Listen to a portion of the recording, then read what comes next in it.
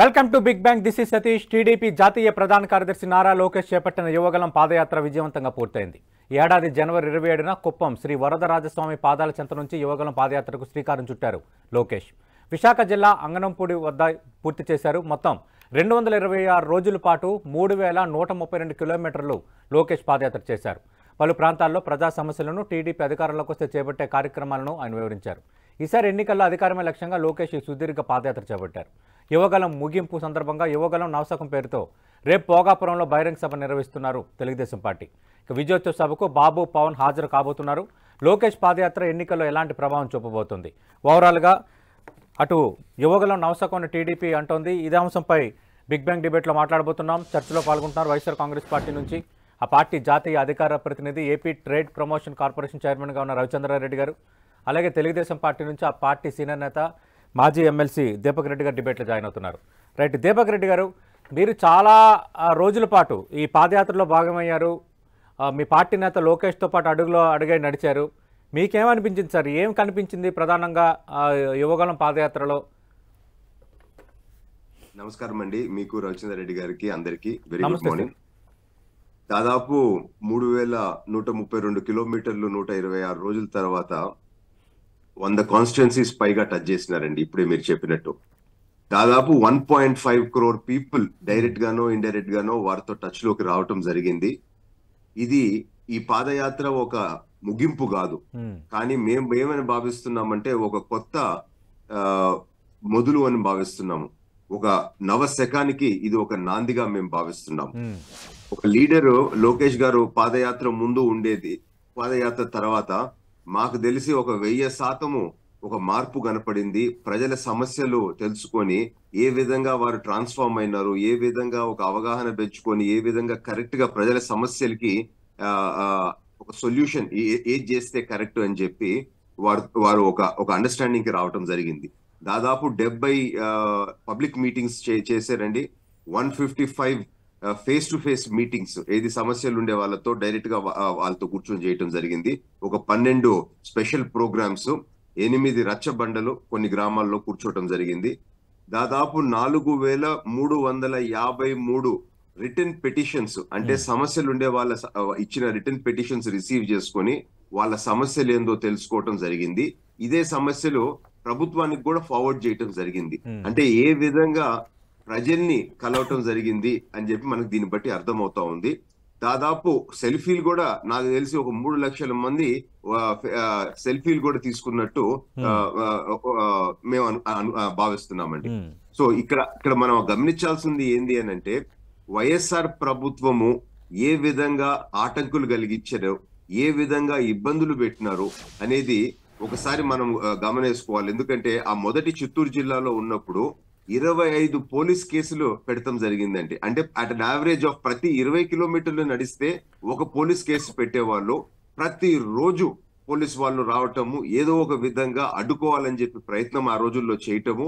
కానీ సాక్షి టీవీలో మాత్రము ఈ పాదయాత్ర లోకేష్ గారు చేయలేరు, లేకపోతే ఎవరు ప్రజలు రావటం లేదు అని చెప్పి 1 whole month దుష్ప్రచారం చేశారు. అప్పుడు కొందరు ఇండిపెండెంట్ జర్నలిస్ట్ వచ్చి అక్కడ పరిస్థితులంతా లైవ్ ప్లే చేస్తే అప్పుడు దాకా మానుకునే పరిస్థితి సాక్షి లేదు. అంటే ఈ ప్రభుత్వము ఎన్ని రకాల అడ్డంకులు కలిగించాలో అన్ని రకాల అడ్డంకులు కలిగించి ఈ పాదయాత్ర గురించి భయపడినారు. లోకేష్ గారు ఒకటే చెప్పినారు, మీరు సాగనిస్తే ఇది పాదయాత్ర, మీరు అడ్డుకుంటే మాత్రం ఇది దండయాత్ర అని చెప్పి క్లియర్ గా చెప్పి వారికి కూడా భయపెట్టి ముందుకు సాగినారు. వాళ్ళు ఎన్ని అడ్డంకులు ప్రయత్నించినా గానీ దానికి అడ్డుకోకుండా. కానీ ఈ రోజు ఇది ప్రజల విజయంగా మేము భావిస్తున్నాము. కేవలం ఒక తెలుగుదేశం పార్టీదే కాదు, ఎవరు మాట్లాడలేరో వాళ్ళ గలం అయినారు లోకేష్ గారు. ఇబ్బందులు పడే వాళ్ళ గలం అయినారు. ఈ ప్రభుత్వము అణచవేసిన వాళ్ళ గలం అయినారు, పేదల గలం అయినారు, యూత్ గలం అయినారు.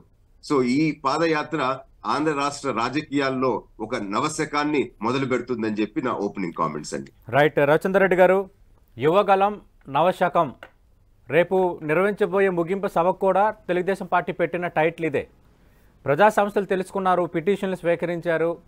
ఇది ముగింపు కాదు, ఒక కొత్త శకానికి నాంది పలికే వాతావరణం ఏర్పడింది యువగలం పాదయాత్రతో. ఇది టీడీపీ నేతలు అంటుంది. పాదయాత్రపై మీరేమంటారు?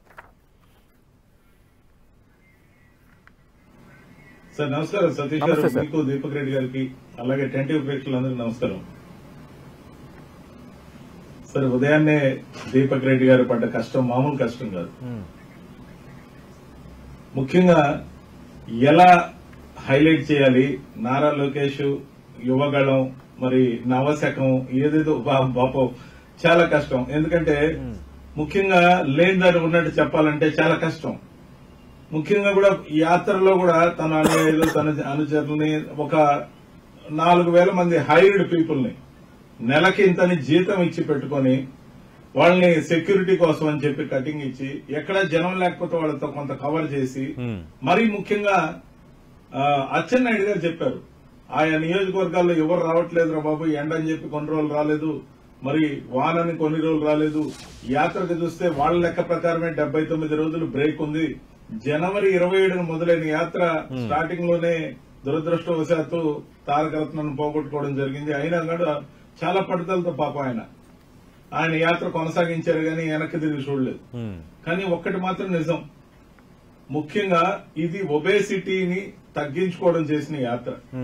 యువగళం కాదు, బాడీ ట్రిమ్మింగ్ కోసం తయారు చేశాడు. కానీ లాస్ట్ కి గమనిస్తే మనం మొదట్లో ఉన్న దానికి మించి చివరికి యాత్ర అయిపోయేసరికి ఆయన బరువు పెరిగినట్టు కనపడుతుంది. బహుశా మేమేం తూకం ఏం లేదనుకోండి, కానీ కనపడడం మాత్రం అలా కనపడుతుంది.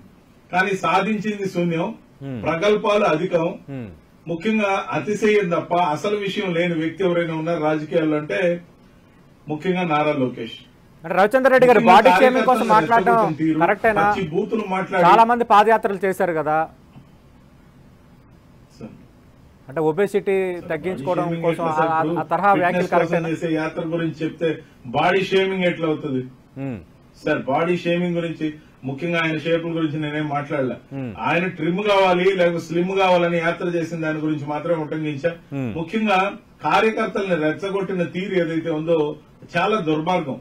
కనీసం ఒక్కొక్కరు 12 కేసులైనా పెట్టించుకుంటే తప్ప మీరు నిజమైన కార్యకర్తగా నేను గుర్తించను. అలా పెట్టించుకుని ఎన్ని ఎక్కువ కేసులు పెట్టించుకుని వస్తే వాళ్ళకి నామినేటెడ్ పోస్టులు ఇస్తాను, ఏదో ఈయన అధికారంలోకి వచ్చినట్టు, ఈయనకే గతి లేదంటే ఊరందరికి పదవులు ఇస్తున్నట్టు ఏదైతే చెప్తాడో ఆ కటింగ్ ఏదైతే ఉందో, తనకి తన తండ్రికి కేసులు చుట్టుముట్టిన తర్వాత మీడియా ముందు ఏడుపు లంఘించుకున్నాడు. అంటే కేసులంటే ఇతగాడికి భయం. రెడ్ బుక్ అని అందరిని భయపిద్దాం అనుకున్నాడు. ఆ రెడ్ బుక్ ఎటు పోయిందో ఆయనకే తెలియదు. పాపం రెడ్ బుక్ లో ఆయన ఏ పేర్లు రాసుకోవాలో కూడా అర్థం కాని పరిస్థితి, దిక్కు దివాణం లేని పరిస్థితి. ఇప్పుడు టీడీపీ ఎలా తయారైందంటే సార్ టోటల్ గా దివాలా తీసిన పార్టీగా తయారైంది. ఎందుకని ఈ మాట పదే పదే అంటున్నామంటే ఇప్పుడు ఎలక్షన్ సందర్భంగా మా ఇల్లు మేము సర్దుకుంటున్నాం సార్. 5 సంవత్సరాలకు ఒకసారి వచ్చే పండుగ ఎలక్షన్ పండుగ. ప్రతి సంవత్సరం సంక్రాంతి వస్తుంది, దీపావళి వస్తుంది. మా పండగ సమయంలో మా ఇంటిని ఆర్డర్ లో పెట్టుకోవడం అటు ఇటు సర్దుకోవడం చేస్తుంటే ఏదన్నా పాత సామాన్లు బయట పడేస్తారేమో, అవి ఎత్తుకెళ్లి మనం పండగ చేసుకుందాం అని చెప్పి బయట గోడ బయటే నించున్న చంద్రబాబు పవన్ కళ్యాణ్ దుస్థితికి ఖచ్చితంగా కూడా మన అందరం అర్థం చేసుకోదగ్గ విషయం. ముఖ్యంగా వాళ్ళ దగ్గర సరుకు లేదు, సరంజామా లేదు, జెండాలు తప్ప అజెండా లేదు. ఆయన ఈయనతో కలుస్తాడు, ఈయన ఆయనతో కలుస్తాడు. ఎప్పుడు తెలియదు. జెండా ఉంది, జెండా ఉంది, అజెండా ఫిక్స్ అయింది. రేపు ముగింపు సభలో ఇద్దరు కలిసి ఉమ్మడి సందేశం ఇవ్వబోతున్నారు. అలాగే త్వరలో జరగబోయే 2 సభల్లో మేనిఫెస్టో ప్రకటించబోతున్నారని ఏపీ టీడీపీ అధ్యక్షుడు అచ్చెన్నాయుడు నిన్న ప్రకటించారు. సార్ అచ్చెన్నాయుడు గురించి ఏం మాట్లాడతాం సార్? అచ్చెన్నాయుడు ఎప్పుడో ప్రకటించాడు. తిరుపతి బైపోల్స్ అయిన తర్వాత ఈ లోకేష్ వల్ల పార్టీ భ్రష్టు పట్టింది, పార్టీ లేదు, బొక్క లేదు, దీనికి మనుగడ లేదని చెప్పి ఆయన స్టేట్మెంట్ ఇచ్చాడు. కనీసం అలాంటి స్టేట్మెంట్ ఇచ్చిన రాష్ట్ర అధ్యక్షుడిని చర్య తీసుకోలేని దైన్యమైన స్థితిలో చంద్రబాబు నాయుడు మరి నారా లోకేష్ ఉన్నారు. అంటే వాళ్ళకి గతి లేదు.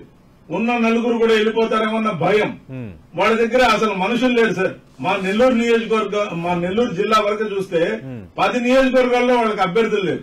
మొన్న ఈ మధ్య వాళ్ళకి అదృష్టం కలిసి వచ్చినట్టు ఎమ్మెల్సీ ఎన్నికల్లో ఎవరైతే ఓటు విషయంలో తేడా చేశారనుకున్నారో వాళ్ళని మేము సస్పెండ్ చేస్తే వాళ్ళు తప్ప ఈ రోజు నెల్లూరులో దిక్కు మొక్కు లేదు.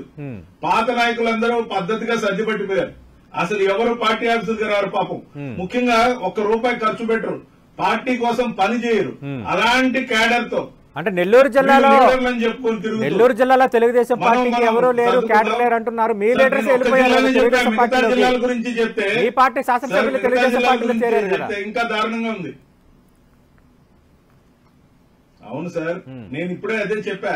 మేము ఎవరినన్నా వద్దనుకుంటే మా పాత సామాన్లు ఏదన్నా ఇంటి బయట పడేస్తే ఆ వ్యక్తికెళ్ళి పండుగ చేసుకునే రకంగా ఉన్నారే తప్ప వాళ్ళ దగ్గర సరుకు లేదు సార్. వాళ్ళ దగ్గర పాత లీడర్ లేదు. మేము అడుగుతున్నాం 10 నియోజకవర్గాల లీడర్ల పేరు చెప్పమని చూద్దాం, పోటీ చేయదగ్గ వాళ్ళని. అందుకే గతి లేక మేము వాళ్ళ వద్దనగానే వాళ్ళని పట్టుకున్నారు క్యాచ్ అని. ఏదైతే రాజకీయం నడుపుతున్నాడు చంద్రబాబు నాయుడు గారు పార్టీకి దుస్థితి మన కళ్ళ కట్టినట్టు కనపడతా ఉంది. రైట్. దీపక్ రెడ్డి గారు యువకాలం కిరాయి కోసం పనిచేసే జనసేన అధ్యక్షుడు గురించి ఎంత తక్కువ మాట్లాడితే అంత మంచిది. Right right. దీపక్ రెడ్డి గారు కాదు, మనము పాత రోజుల్లో భారతంలో చదువుతా ఉంటే కౌరవ సభలో అహంకారం అనేది వినుంటామండి.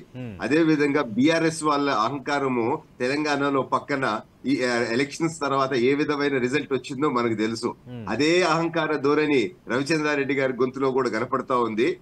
46 మా లీడర్ల పైన ఇంక్లూడింగ్ మీ, నేను ఆడుండే లైవ్ లో కేసులు పెట్టి, ఫాల్స్ కేసులు పెట్టి ఇబ్బంది పెట్టినారు. 40 వాలంటీర్లు తీసుకోపోయి జైల్లో పెట్టి నెల రోజుల పైన ఇబ్బంది పెట్టినారు. సో 48 degrees ఎండాకాలంలో నేను ఉండేను. దాదాపు అసలు ఇంకా మొత్తం బట్టలంతా తడిచిపోయేది. అంత కష్టపడి ప్రజల కోసం, వర్షం లేదు, వర్షాల్లో కూడా నడిచిన పరిస్థితి. కానీ రవిచంద్రారెడ్డి గారు అంటారు వెయిట్ తగ్గేదాని కొరకు అంటారు. వెయిట్ తగ్గేదానికి ఏ న్యాచురోపతి సెంటర్ కి పోయినా గానీ ఒక నెల రోజుల్లో పని అయిపోద్ది సహా. దానికోసం ఇన్ని కష్టాలు పడబడలేదు, ఇన్ని విధాలుగా ఇబ్బందులు పడబడలేదు. కుటుంబాన్ని వదిలిపెట్టి ఆ రోడ్ల పైన అన్ని ఇబ్బందులు పడాల్సిన అవసరం ఎవరికీ ఉండదు. ఇది ప్రజలు గమనిస్తా ఉండరు. ఏ విధంగా అహంకార ధోరణితో మీరు మాట్లాడుతున్నారో ప్రజలే మీకు గుణపాఠం చెప్తారని చెప్పి నేను తెలుపుకుంటున్నాను. ప్రజలు లేరు అని అంటారు. మీరే న్యూస్ పేపర్లు తీయండి, ఎన్ని మీటింగుల్లో అసలు ఆ స్థలం లేని పరిస్థితి. అసలు ఎన్ని మీటింగ్ లో మీరు 111 జియో తీసుకొని వచ్చింది ఎందుకు? ప్రజలు ఎక్కువ వస్తా ఉండరు, ప్రజలు రానియకుండా ఎక్కడో దూరం తీసుకోపోయి పెట్టాలా అనే ఒక కుట్ర ఈ పాదయాత్ర జరగనీయకుండా 111 జియో తెచ్చి ఎక్కడో ఒక నోటిఫైడ్ ఏరియాలో ఎక్కడో మీరు చేసుకోండి అని చెప్పి ప్రజల నుంచి, హ్యాబిటేట్స్ నుంచి దూరంగా చేసుకుంటే తక్కువగా వస్తారు మనుషులు అని చెప్పి ఆ కుట్ర పన్నింది మీరే ఆ ప్రజల్ని చూసి అని చెప్పి మరొకసారి మిమ్మల్ని గుర్తు చేస్తా ఉన్నారు. అన్నిటికన్నా తమాషా అయినది ఏంటంటే మా దగ్గర నాయకత్వం లేదు అని అంటున్నారు. నేను ఈ రోజు నా పార్టీలో ఇంటర్నల్ సంగతి నాకు తెలుసు. విపరీతమైన కాంపిటీషన్ ఉంది. దాదాపు యావరేజ్ 3 నుంచి 6 మంది ప్రతి నియోజకవర్గంలో టికెట్ల కోసము అసలు ఇంకా ఎంత ప్రయత్నిస్తున్నారు అంటే అంత ప్రయత్నిస్తా ఉన్నారు. దీపక్ రెడ్డి గారు, అదే పరిస్థితి ఉన్నప్పుడు వైసీపీ నేతలు చేరిన వెంటనే వాళ్ళకి ఇన్ఛార్జీలు ఎలా ఇస్తారు? మా పాత సరుకు అంతా వాళ్ళకి కొత్త సరుకులా కనిపిస్తుంది, వాళ్ళకి సరుకు లేదు కాబట్టి మా సరుకు వాళ్ళకి ప్రధాన సరుకులా కనిపిస్తుందని రవిచంద్రారెడ్డి గారు కామెంట్ చేస్తున్నారు. నెల్లూరు మీరు అద్భుతమైన ప్రశ్న లేవనెత్తినారు. దాన్ని మళ్ళా దీన్ని లేవనెత్తటము మీకు థ్యాంక్ యూ చెప్పాలి. ఇక్కడ అసలు పాయింట్ ఏంది అని అంటే సతీష్ గారు, వీరు ఏ విధంగా వాళ్ళ ఎమ్మెల్యేని, వాళ్ళ సీనియర్ నాయకుల్ని ఈ రోజు అవమానపరుస్తున్నారో, ఆత్మ గౌరవం ఉండే వాళ్ళు ఏ ఒక్కరు ఆ పార్టీలో మేము ఉండలేమని చెప్పి బాధపడతా ఉండారో అనే పాయింట్ ని కప్పపుచ్చే దాని కొరకు వాళ్ళెవరో స్క్రాప్ మా దగ్గరకు వస్తున్నారని చెప్పి తిరిగి ఆ సీనియర్ నాయకుల్ని ఇన్ని రోజులు వాళ్ళ దగ్గర పెట్టుకొని పార్టీ స్టార్ట్ అయినప్పటి నుంచి వాళ్ళతో పాటు నడిచి బాధపడి ఈ రోజు బయట వచ్చిన వాళ్ళని స్క్రాప్ అని చెప్పి అవమానిస్తున్నారు అని అంటే ఈ రోజు వైఎస్ఆర్ పరిస్థితి ఎట్టుందో. ఇప్పుడు కోటమిరెడ్డి గారి ఇన్సిడెంట్ నెల్లూరు జిల్లా అన్నారు గనక ఎప్పుడండి, ఎప్పుడు నుంచి వైఎస్ఆర్ గారితో పాటు వారు ప్రయాణం చేశారు, ఈ రోజు ఎందుకు బయటకు వస్తున్నారు? అదే విధంగా ఆనం గారితో కూడా నేను పాదయాత్రలో మాట్లాడటం జరిగింది, శ్రీదేవి గారితో కూడా నేను పాదయాత్రలో మాట్లాడటం జరిగింది. వీళ్ళందరూ కేవలం అక్కడ పడే ఇబ్బందులే. ఈ రోజు రఘురామ కృష్ణంరాజు గారు మీరు ఎగ్జాంపుల్ తీసుకోండి, ఏముంది వారితో ఏమి ఎనిమిటీ అనేది ఏమి లేదు కదా. కేవలం జగన్మోహన్ రెడ్డి గారు కనీసం అపాయింట్మెంట్ కూడా ఇవ్వకుండా అవమానపరిచినారని చెప్పి ఇదే విధంగా దాదాపు ఈ రోజు 80 మంది నుంచి 100 మంది దాకా సీనియర్ నాయకులు, ఎమ్మెల్యేలు, ఎంపీలు ఈ రోజు పార్టీలో బాధపడుతున్నారు. కానీ జగన్మోహన్ రెడ్డి గారి నియంతృత్వం, జగన్మోహన్ రెడ్డి గారు పెట్టే ఫాల్స్ కేసులకి వాళ్ళు ఇంకా వెయిట్ చేస్తూ ఉండరు. ఇది ఒక డ్యామ్ లాగా నెక్స్ట్ నెల రోజుల లోపల పేలబోతా ఉంది. డ్యామ్ పేలితే ఎట్టుంటుందో ఆ విధంగా కాబోతా ఉంది. వైఎస్ఆర్ పార్టీ షేక్ అయిపోయే పరిస్థితి నెక్స్ట్ 1-2 months లో ఉంటది అని చెప్పి నేను తెలుపుకుంటున్నాను. రైట్. రవిచంద్రారెడ్డి గారు, వైఎస్ఆర్ కాంగ్రెస్ పార్టీ షేక్ అయ్యే పరిస్థితి ఉంటుందని దీపక్ రెడ్డి గారు అంటున్నారు. కానీ ఒక చర్చ కూడా బయట ఏంటంటే మొన్న 11 మంది ఇన్ఛార్జీలు మార్చిన తర్వాత మళ్ళీ కొన్ని జిల్లాల మార్చాలనుకుంటే కొందరు ఎమ్మెల్యేలు మాత్రం ధిక్కార స్వరం వినిపిస్తున్నారు. మేమంతా కష్టపడి మా భవిష్యత్తు మేము పనంగా పెట్టాలని అడుగుతున్నారని బయట జరుగుతున్న చర్చ ఇప్పుడు టీడీపీ ప్రస్తావించిన అంశం. సతీష్ గారు, ఎవరినైనా మీకు టికెట్ లేదన్నప్పుడు కొంత బాధ కలగడం మాత్రం ఖచ్చితంగా రాజకీయాల్లో రాజకీయ నాయకుడికి ఉండే పెయిన్ ఖచ్చితంగా ఉంటుంది. అది ఎవరైనా కావచ్చు. అందులో సిట్టింగ్లు అయితే మరీ అధికంగా ఉంటుంది. ముఖ్యంగా ప్రతి ఒక్కరు కూడా పార్టీ కోసం కష్టపడ్డారు. కానీ జగన్మోహన్ రెడ్డి గారి స్టైల్ అండ్ అప్రోచ్ చాలా భిన్నం సార్. ఎవరికైనా చెప్పకుండా ఏం చేయట్లా, వాళ్ళని పిలిపించి వాళ్ళతో మాట్లాడి ఈ కారణాల వల్ల మీకు టికెట్ ఇవ్వలేకపోతున్నాను, మిమ్మల్ని జాగ్రత్తగా చూసుకుంటాను, మరింతగా మిమ్మల్ని దగ్గరకు తీసుకుంటానని చెప్పిన తర్వాత చేస్తున్నారు. వెన్నుపోట్లు ఉండవు సార్ ఇక్కడ. సాక్షాత్తు నమ్మిన ఎన్టీఆర్ ని ఎన్నుపోటు పొడిచి వాళ్ళ ఆత్మగౌరవం గురించి ఏదో మాట్లాడారు ఇందాక దీపక్ రెడ్డి గారు. ముఖ్యంగా ఎన్టీఆర్ ని వెన్నుపోటు పొడిచి వాళ్ళ ఆత్మగౌరవం దెబ్బతీసి సాక్షాత్ అధినాయకుడి మీద చెప్పులేయించి పార్టీ లాక్కొని జెండా లాక్కొని ఎన్టీఆర్ ట్రస్ట్ భవన్ లాక్కొని ఆ డబ్బు దశకం లాక్కొని సీఎం పదవి కొట్టేసిన నాయకుడు చంద్రబాబు నాయుడు. ఆయన నేతృత్వంలో వీళ్ళు పనిచేస్తారు. ఇచ్చిన హామీ ఒక్కటి అమలు చేయడు సార్. ఇచ్చిన హామీ ఒక్కటి అమలు చేయడు కాదు సార్. ఇచ్చిన హామీ ఒక్కటి అమలు చేయడు. గత ఎలక్షన్ లో 2014లో ముఖ్యంగా 609 హామీలు ఇస్తే ఒక్కటంటే ఒక్క హామీ కూడా సంపూర్ణంగా అమలు చేయలే. మేము ఇచ్చిన 129 హామీల్లో 128 సంపూర్ణంగా ఒక్క హామీ పాక్షికంగా అమలు చేశాం. 45 హామీలు ఇవ్వని అంశాలు చేశాం. ఇది మా క్రెడిబిలిటీ సార్. చంద్రబాబు నాయుడు గారికి జీరో క్రెడిబిలిటీ. అతనికి నాయకుడిగా మ్యానిపులేషన్ మేనేజ్మెంట్ లేకపోతే ఎల్లో మీడియా దన్ను తప్ప ప్రజల దన్ను ఏ రోజు లేదు. అతను manipulation, hype creation media creation వల్ల జనాల్లో ఉన్నట్టు భ్రమింపజేస్తున్నాడు. 2 పత్రికలు, ఒక 1 ఛానల్స్, ఈ మధ్య కొత్తగా 1000 యూట్యూబ్ ఛానల్స్ పెట్టించారట గూగుల్ పే పెట్టి. సో ఖచ్చితంగా కూడా ఇది తప్ప చంద్రబాబు నాయుడు గారికి ప్రజల్లో 14 సంవత్సరాలు ముఖ్యమంత్రిగా పనిచేసిన ఆయనకి చెప్పుకోవడానికి ఇదంటూ ఏం లేదు. ఈ రోజు మేము 137 స్కీమ్స్ గురించి చెప్తాం. మేము చేశాం. మేము ఒక విధానం చెప్తున్నాం. మేము చేసిన మేలు మీ ఇంటికి చేరుంటే మీరు చేరిందని భావిస్తే తిరిగి మమ్మల్ని ఆశీర్వదించమన్నాడు మా నాయకుడు. ఇది ఒక హీరో యొక్క లక్షణం. అక్కడ విలన్ ఏం చేస్తున్నాడంటే అక్కడంతా విమర్శించి ఇక్కడంతా విమర్శించి కాబట్టి నాకు ఓటేయమని అడుగుతాడు. నా ఒక్కడికి ఎట్టాయి కాబట్టి నలుగురిని కలుపుకొని వస్తే నాకు ఓటేయండి, 4 జెండాలు చూసి నాకు బలం వచ్చింది, ఇది నా వాపు కాదు బలం అని చెప్పి రవిచంద్ర రెడ్డి గారు చంద్రబాబు నాయుడు గారి రవిచంద్ర రెడ్డి గారు అద్భుతమైన పాలన అందించాము, ప్రజలు మాతో ఉన్నారు, మేము ఇచ్చిన హామీలను పెర్ఫెక్ట్ గా అమలుపరిచామని చెప్తున్నప్పుడు ఎందుకు ఈ అభ్యర్థులను మార్చడం, వ్యతిరేకత ఉందని నేతలను ఎందుకు స్థానచలనం చేయడం? సార్ అది కరెక్ట్ పాయింట్ సార్. మన ఇల్లుని సర్దుకునేటప్పుడు ఒక కొత్తదనం కోసం, ఒక ఫ్రెష్ ఫ్లేవర్ కోసం మేము ఏ విధంగా సర్దుకునే హక్కు మా ఇంటి యజమానిగా మా నాయకుడికి ఉంటుంది. కానీ ఇటు జరిపితే అంట చెల్లదంట, అక్కడ చెల్లని కాసి ఇక్కడ ఎలా చెల్లుతుందంటాడు. ఎప్పుడో ప్రజల్లో రద్దయిపోయిన నోటు చంద్రబాబు నాయుడు. మరి ఆయన మేము వద్దనుకున్న వాళ్ళని తీసుకొని ఆయన ఎలా చెల్లుబాటు అవుతాడు సార్? చెప్పాలి, ప్రజలకు చెప్పాలి. రైట్. దీపక్ రెడ్డి గారు ఓకే, ఇప్పుడు ఒక స్థానం నుంచి ఇంకో స్థానం మార్చితే చల్లని నాణ్యం అని మీరు అంటున్నారు. కానీ ఇప్పుడు అక్కడ టికెట్ లభించిన వాళ్ళు, అక్కడ అసంతృప్తి ఉన్న నేతలు టీడీపీలో చేరినప్పుడు వాళ్ళు ఎలా చెల్లె నాణ్యం అవుతారని అడుగుతున్నారు రవిచంద్ర రెడ్డి గారు.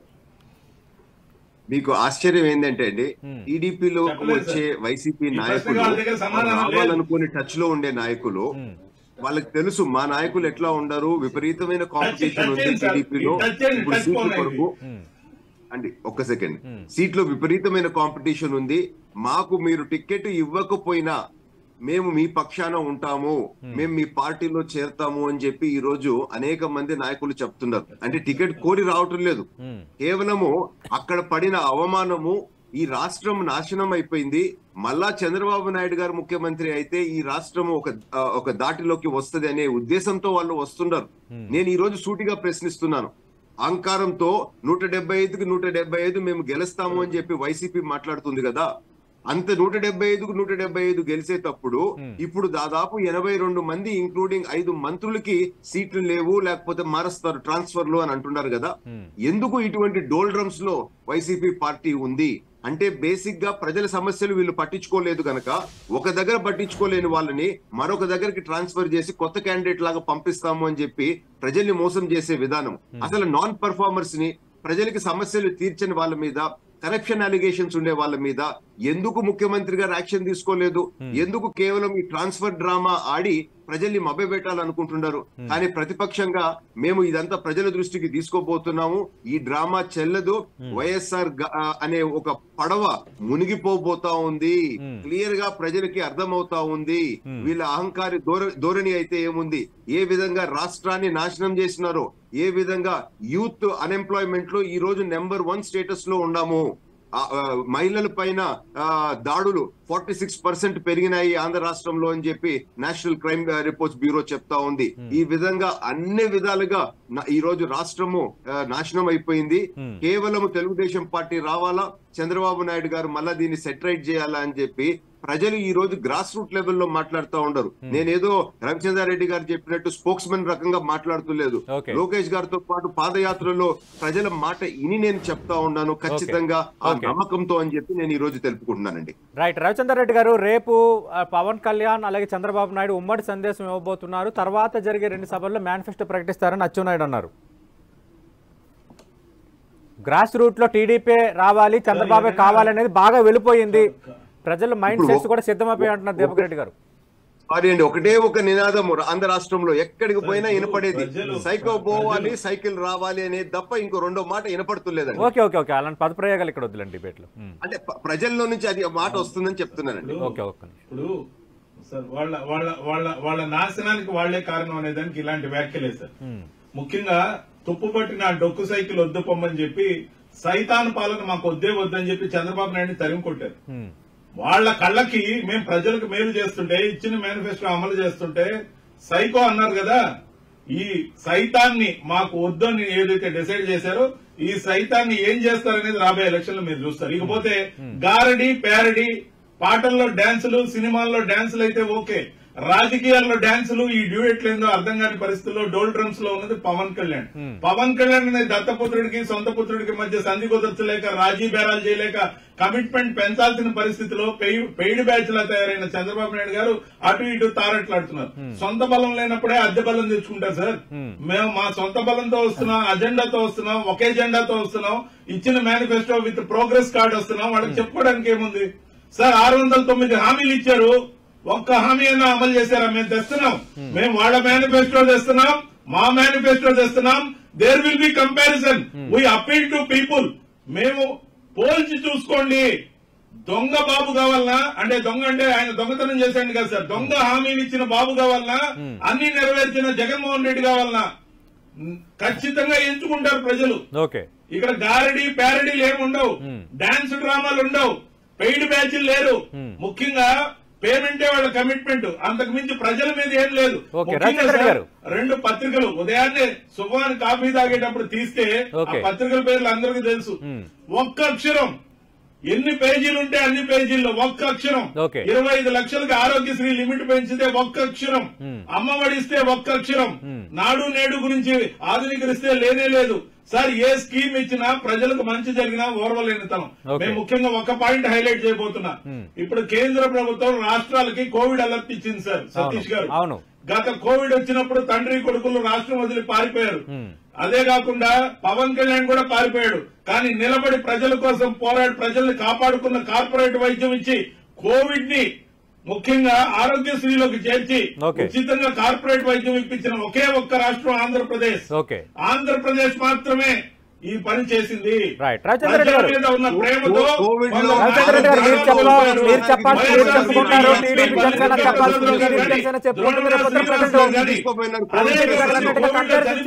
ప్రజల కోసం నిలబడ్డారు. ప్రజలు కంపారిజన్ చేసుకుంటారు, ఎవరు హామీలు ఇచ్చారు, ఎవరు హామీలు నెరవేర్చారు, రాకూడదని కోరుకుంటున్నారు. ఎవరి పాలన బాగుంది, ఎవరి పాలన బాగోలేదు, మళ్ళీ ఎవరు కావాలి, ఎవరు వద్దు అనేది ప్రజలు విచక్షణ విస్తృతం అయిపోయింది.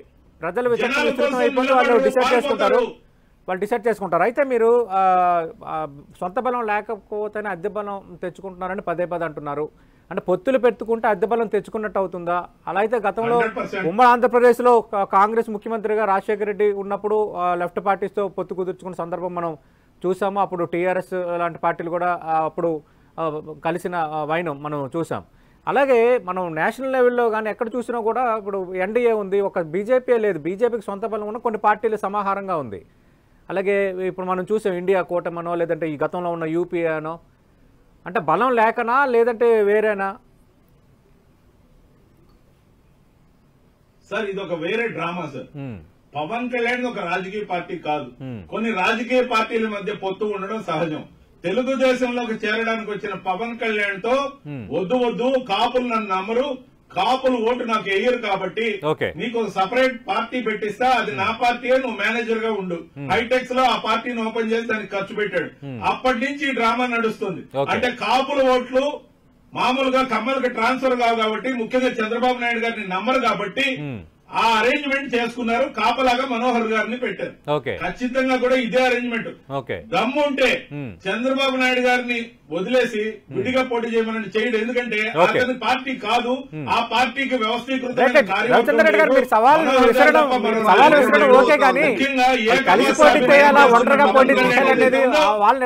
నాయుడు కోసం తారంగా రాజకీయ పార్టీ కాదని ఎలా అంటాం? ప్రజలకు అర్థమయ్యేట్టు చెప్పాల్సిన బాధ్యత మాది. ప్రజలకు అర్థమయ్యేట్టు చెప్పాల్సిన బాధ్యత మాది. ప్రజలకి డ్రామా గురించి చెప్పే హక్కు మాకుంది.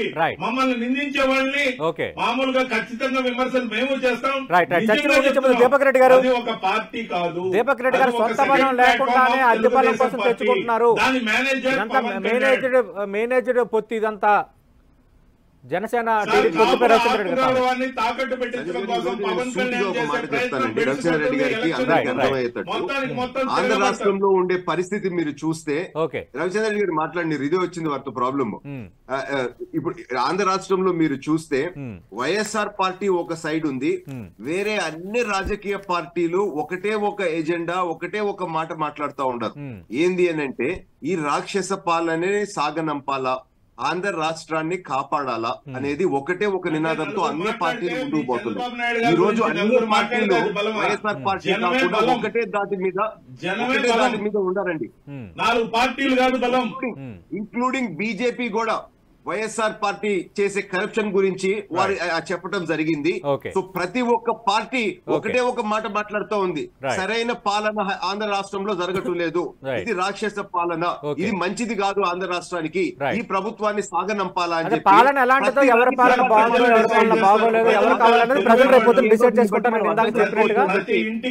మేము చేసిన మేలు ఊరికే పోదు.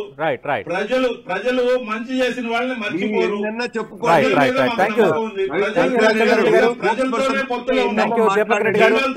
చూస్తున్నాం యువగలం ముగింపు నేపథ్యంలో నేతల మధ్య వ్యాఖ్యలు ఏ స్థాయిలో ఉన్నాయో ఖచ్చితంగా ప్రజలు మా వైపే ఉన్నారని ఏ పార్టీ ఆ పార్టీ చెప్పుకుంటున్న వాతావరణం అయితే కనిపిస్తోంది. యువగలం ముగింపు సందర్భంగా విజయనగరం జిల్లా భోగాపురంలో రేపు భారీ బహిరంగ సభ తెలుగుదేశం పార్టీ ఏర్పాటు చేసింది. 5 లక్షల మంది వస్తారని ఆ పార్టీ అంచనా వేస్తోంది. రాయలసీమ నుంచి ఒక 6 రైళ్లు ఏర్పాటు చేశారు. ఎక్కడికక్కడ ఆర్టీసీ బస్సులు ఇవ్వకుండా ప్రభుత్వం అడ్డుకుంటుందని టీడీపీ ఆరోపణలు చేస్తున్న పరిస్థితి కనిపిస్తోంది. రేపు ఒకే వేదికపై పవన్ కళ్యాణ్, చంద్రబాబు నాయుడు ఉమ్మడి సందేశం ఇవ్వబోతున్నారు. ఎన్నికలకు శంఖారావం పూరించబోతున్నారన్న అచ్చెన్నాయుడు ఏపీ టీడీపీ రాష్ట్ర అధ్యక్షుడు ప్రకటన చేశారు. కాబట్టి ఏం చెప్పబోతున్నారు రేపు అనేది కూడా అత్యంత ఆసక్తికరం. ఇది వాటి బిగ్ బ్యాంగ్ డిబేట్. మరి కాసేపులో న్యూస్ అప్డేట్స్ సోమా మాదిరి అందిస్తారు.